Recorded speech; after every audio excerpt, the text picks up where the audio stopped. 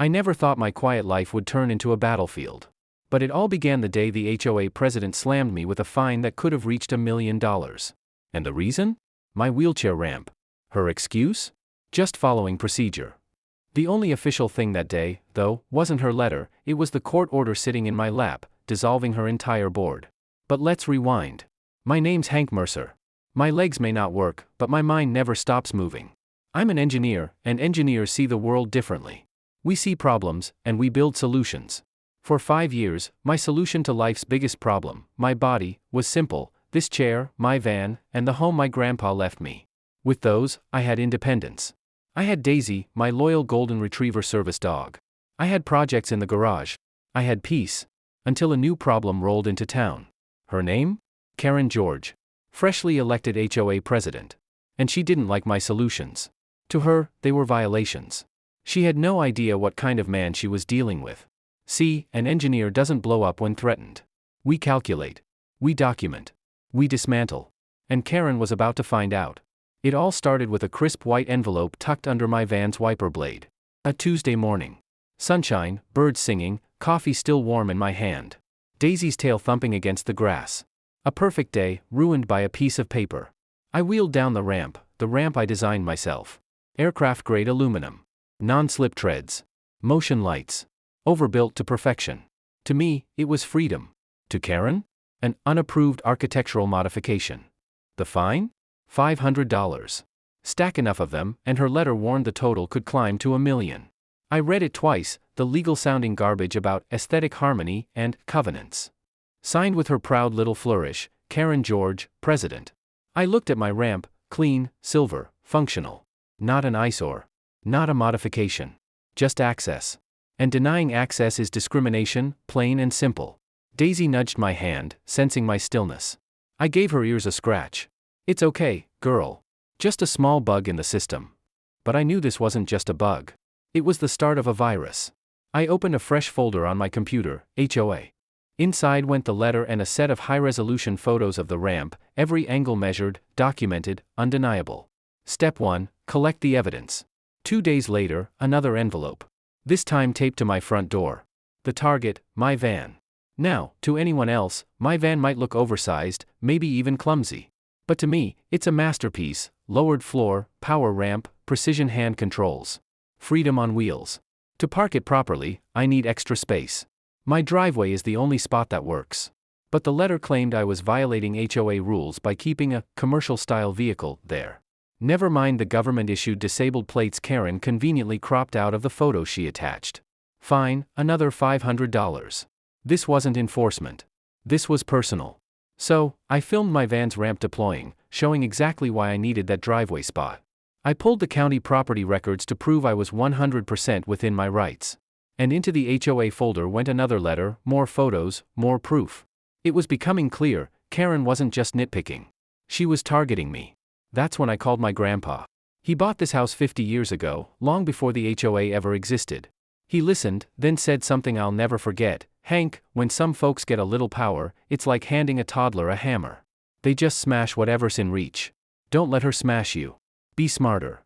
And that's exactly what I plan to do. Because engineers don't smash. We analyze. We plan. We build a better structure. Then came the third fine. And that's when I realized Karen wasn't just swinging her hammer randomly. She was aiming for me. The attack came in the middle of the night. 1 week after my showdown with Karen on the sidewalk, I jolted awake at 2 a.m. Not from a dream, not from Daisy, but from a sudden blast of light and sound. Every floodlight on my property flared to life. The siren roared like a banshee, loud enough to wake the dead. Daisy pressed tight against my leg, ears flat, trembling but alert. The house seemed to breathe with the pulsing lights, white, then black, like a heartbeat. Mulch kicked up near my roses. A shadow crouched low, moving fast, deliberate. This wasn't a glitch.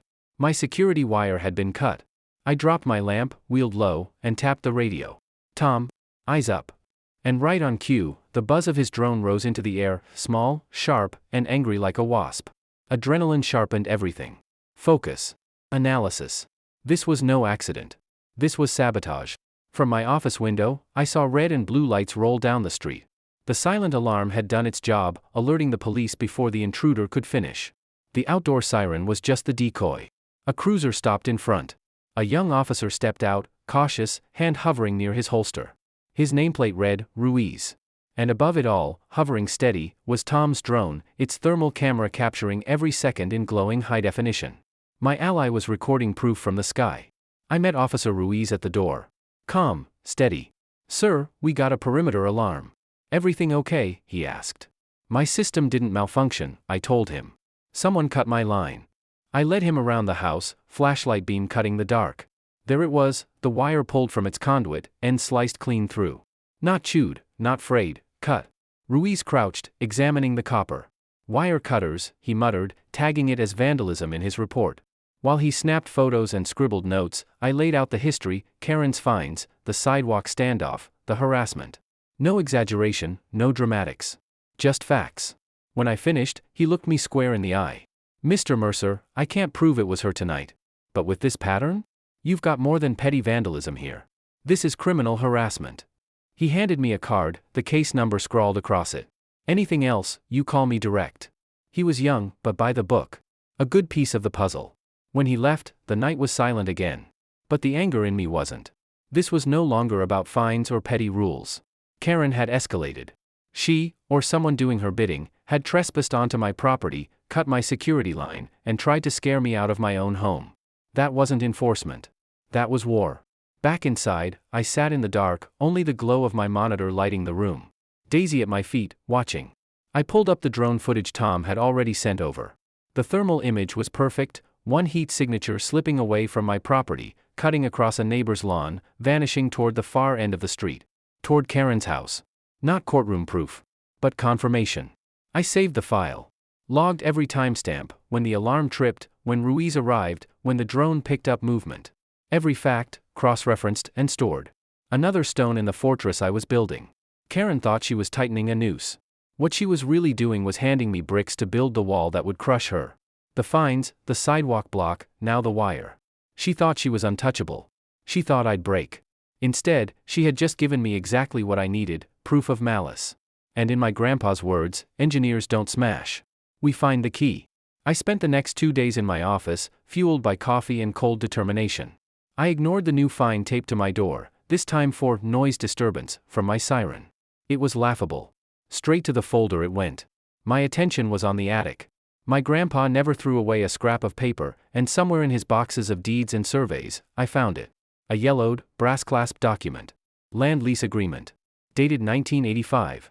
Between my grandfather, George Mercer, and the Sycamore Lane Homeowners Association. The HOA's so-called community center? Their headquarters? Their podium? The building where Karen stood barking rules every month? It was sitting on land my grandfather had leased to them, for $1 a year. And they had been tenants ever since. The lease required them to maintain order. To follow all state, local, and federal law. To keep the peace. They had violated every clause. The ADA alone shredded them. Karen George wasn't ruling from her throne. She was squatting in my house. I leaned back, the dusty document in my hands, a grin spreading across my face. All this time, I had been fighting like a resident. A defendant. But I wasn't. I was the landlord. And I had just found the key that would unlock and dismantle Karen's empire from the inside. I called my grandpa, told him what I'd found. He chuckled low. I'll be damned. Forgot all about that. Seemed neighborly at the time. Well, Grandpa, I said, your kindness just became the sharpest weapon in my arsenal. He laughed again. Give her hell, son. Just be smart about it. So I called a lawyer. Not a bulldog. A surgeon. Someone who could cut clean and precise. His name was Mark, a veteran-turned-property and ADA specialist. When I explained, he went silent. Then he said 4 words, "Oh, this is beautiful." I laid everything on his conference table, the fines, the videos, the police report, the drone footage, and the lease. He read. He watched. He calculated. Finally, he looked at me and said, "Mr. Mercer, this isn't just harassment. This is a textbook case of targeted housing discrimination. And this lease? This is the hammer." The plan came together instantly. A 2-pronged strike. First, we file a formal complaint with the Department of Justice. Civil Rights Division. Every letter, every photo, every violation, bundled and mailed straight to the federal agency that enforces the ADA. That was the long game. The pressure Karen couldn't outrun. Second, the direct strike. A notice to cure or quit. Delivered to the HOA at their own monthly meeting. listing every violation, demanding they drop the fines, issue a formal apology, and dismiss Karen as president. Or else vacate the community center, the property I owned. When the process server walked into that meeting, handed Karen the envelope, and announced, "You've been served," Tom told me the room went silent. Karen's face drained, then burned red.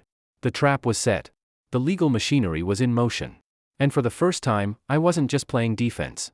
I was on the attack. The wheels were in motion now. What Karen thought was her secret, petty war, I had dragged into the harsh, unblinking light of the law. And instead of anger, I felt calm. Engineers don't panic when the system starts up, we trust the blueprint. I had my data. I had my case. All I had to do was wait. Because I knew Karen George. She wasn't going to comply. She wasn't going to apologize. And she sure as hell wasn't going to resign. Her ego wouldn't allow it. She would see this not as a warning but as a challenge. And that was exactly what I was counting on. Her arrogance wasn't a weakness anymore, it was my greatest asset. The 30-day clock ticked away, each day another nail in her own coffin. And when the deadline passed, silence. No apology. No retraction. No resignation. She did what I predicted she would, absolutely nothing. She treated a legal notice like junk mail. In her mind, she was untouchable, an immovable object. But Karen had never met a force greater than her will before. And now the law was about to move her.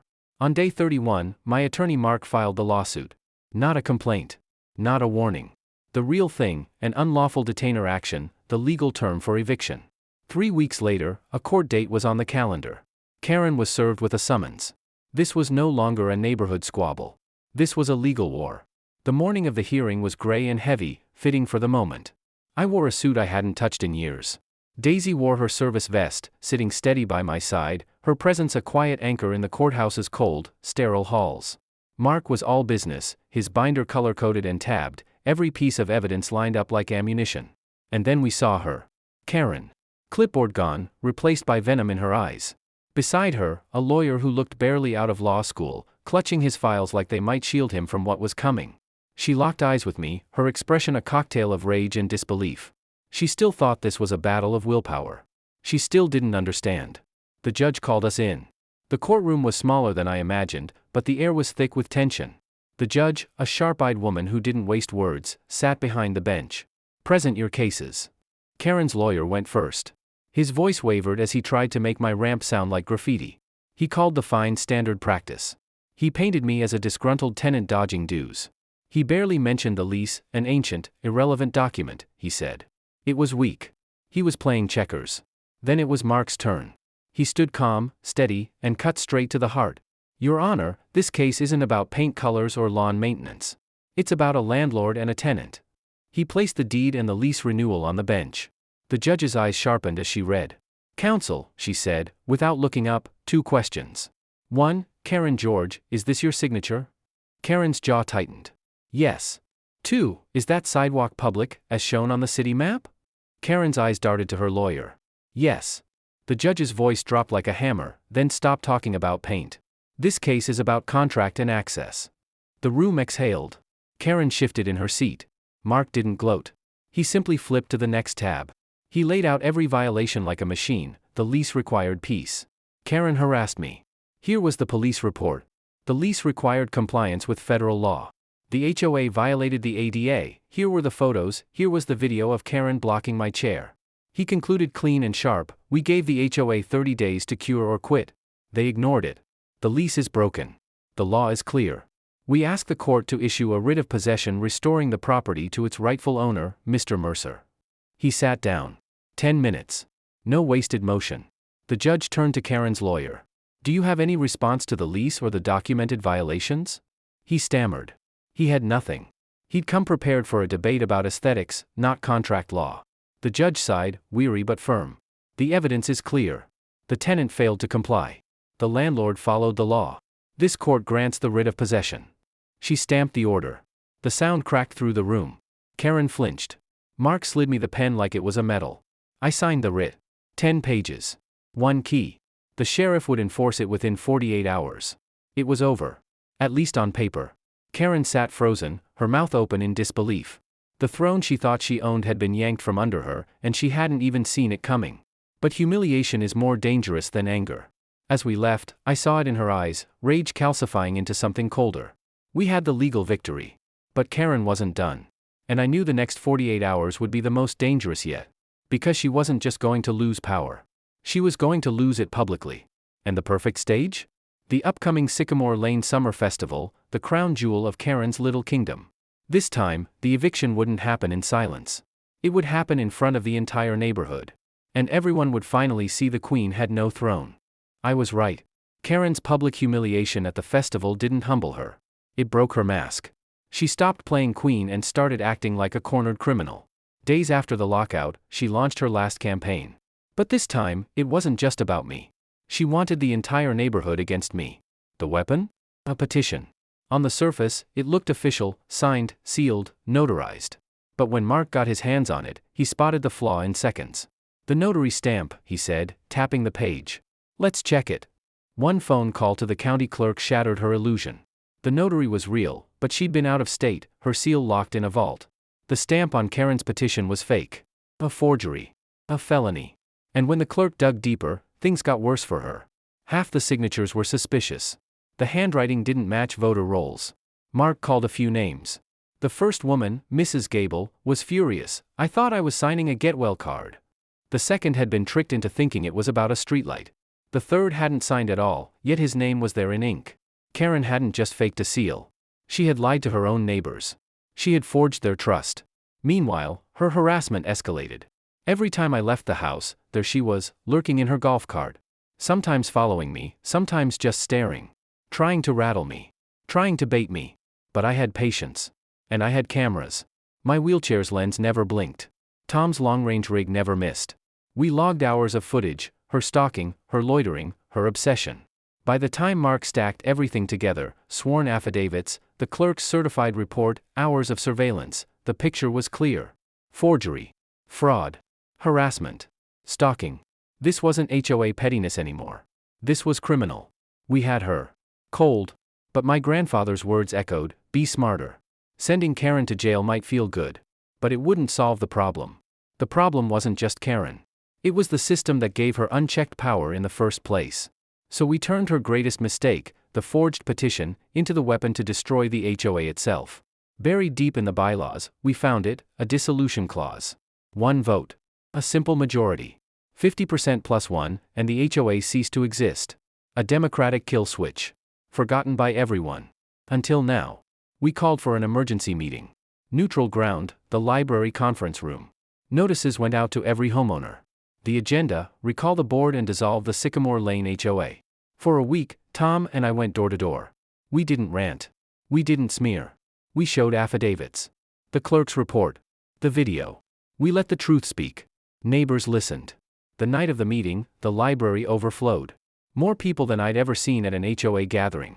The room buzzed with betrayal and anger. Karen marched in with her two board members, shaken, pale shadows of themselves. She tried to seize the floor like always. But this time, no one cared. A homeowner I barely knew stood and nominated me to chair. The motion passed instantly. Karen's power was gone in a single breath. I wheeled forward, calm and steady. No theatrics. Just facts. One by one, I laid them on the projector, the forged petition. The fraudulent notary stamp. The affidavits. The video of her stalking me. This isn't about a wheelchair ramp, I said. It's about trust. And the person in charge of this community chose lies and fraud over honesty and respect. Tonight, we get to decide if we want more of that, or something better. Then I opened the floor. Voices rose. One by one, neighbors told their own stories, fines over holiday lights, threats about kids in the street, warnings about garden choices. Years of bitterness poured out. Karen cracked. She screamed, calling us liars, calling me a monster. But her voice drowned under the tide. No one bought it anymore. Finally, I called the vote. All in favor of recalling the board and dissolving the HOA, raise your hand. For a moment, silence. Then hands rose. A few at first. Then dozens. A forest of arms, undeniable. Tom counted carefully, loudly. The result was overwhelming. The motion passes. The room erupted. Applause. Relief. Joy. It was over. The HOA was dead. Karen froze, her face a portrait of defeat. Then she stormed out, her two cronies scrambling after her. The kingdom she built was gone. By her own hand. Neighbors shook my hand, patted my shoulder. We weren't tenants anymore. We were just neighbors. That night, I rolled past the shuttered HOA office. The sheriff's tape still flapped across the door. For the first time in months, the air felt light. The next day, the quiet was profound. No patrols. No warnings tucked under wipers. Kids left bikes on lawns, and nobody cared. The ugly HOA signs came down within a week, neighbors laughing as they loaded them into a pickup. Our first act of freedom? Fixing the sidewalks. No studies. No endless forms. Just neighbors pooling leftover HOA funds, hiring a crew, and finishing in weeks what Karen delayed for years. ADA cuts at every corner. My ramp stayed. Not a symbol anymore, just a part of life. The community center became what it was meant to be. A true gathering place. Tool library. Yoga classes. Potlucks. A single rule on the wall: respect each other. No fines. No threats. Just trust. As for Karen, justice caught up. The DA pressed charges. She took a plea, probation, fines, and written apologies. Mine was stiff and bitter, but it was guilt on paper. Months later, her house went up for sale. She couldn't stand being ordinary. She left. And Sycamore Lane healed. Now, afternoons are quiet. Daisy trots beside me. Tom tinkers in his garage. Officer Ruiz drives by, nodding like an old friend. Grandpa visited once, sat beside me as the sun dipped low. "You did good, Hank," he said. "You didn't just fight for yourself. You built something better." I think about that. I never wanted a revolution. I just wanted a ramp. But sometimes fixing one broken thing means taking apart the whole rotten system.